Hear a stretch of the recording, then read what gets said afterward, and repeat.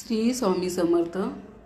मैत्रिणींनो, आपल्याला माहिती आहे का, पंढरपूरच्या पांडुरंगाच्या कानातील मासळ्याचं रहस्य? मासळ्या पांडुरंगाच्या कानात का आहेत ते आपण आजच्या व्हिडिओमध्ये पाहणार आहोत. एक कोळी पांडुरंगाचा खूप मोठा भक्त होता. तो जेव्हाही मासे पकडण्यासाठी जात असे तेव्हा तो न विसरता विठ्ठलाचं नामस्मरण करत असे. तूच माझा पाठीराखा, तूच माझा माहे बाप, असे म्हणत असे तो नेहमी सुरक्षित घरी पोचत असे. आपण पांडुरंगाचं नामस्मरण करतो आणि पांडुरंग नेहमी आपल्या पाठीशी उभा राहतो. या गोष्टीचा त्याला खूप कौतुक होतं. एकदा त्याने विचार केला की आपण जाऊन पांडुरंगाला भेटावं, पांडुरंगाला आपल्याकडून काहीतरी भेटवस्तू द्यावी. त्यानुसार तो पंढरपूरला निघाला.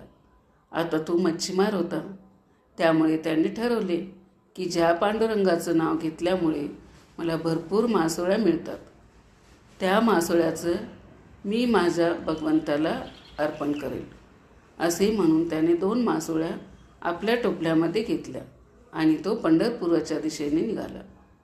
आज आपण पांडुरंगाचे दर्शन घेणार या आनंदामध्ये तो मंदिरापाशी पोचला.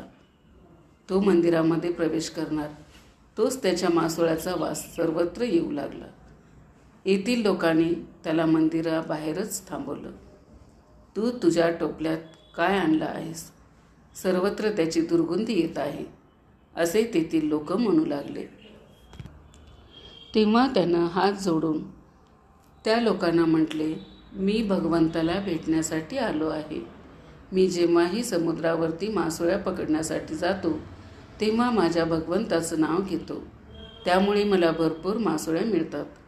तसेच मी सुरक्षित देखील घरी येतो. म्हणून मी देवाला भेट देण्यासाठी म्हणून मासोळ्या घेऊन आलो आहे. कारण की मी एक मच्छीमार आहे. मी देवाला आणखीन वेगळी भेट काय देऊ शकतो?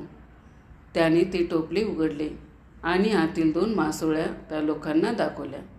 लगेचच तेथील लोकांनी नाकाला हात लावले आणि ते ओरडून म्हणू लागले, पांडुरंग देव आहेत, त्यांना मासे का देतोय?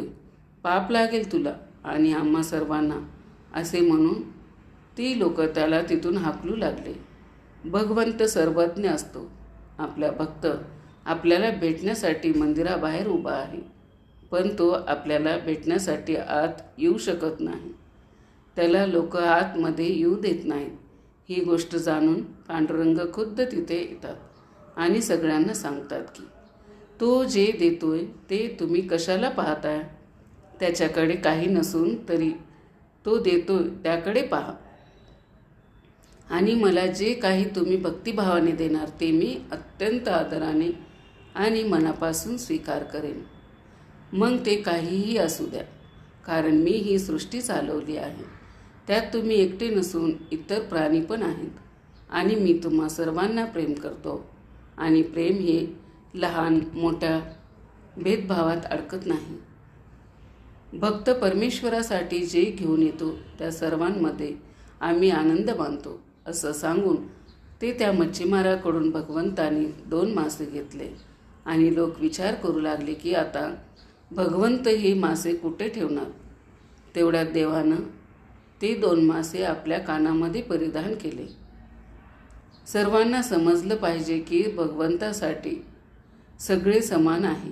तेव्हापासून पांडुरंगाने आपल्या कानात ते मासे कुंडलासारखे घातले. एका अभंगात मकर कुंडलाचा उल्लेख मकर कुंडले तळपती श्रवणी, अर्थात कानात माशाच्या आकाराचे कुंडल असलेले होय. विठ्ठलाच्या कानात मासा असण्याचं कारण अजूनही सांगितलं जातं.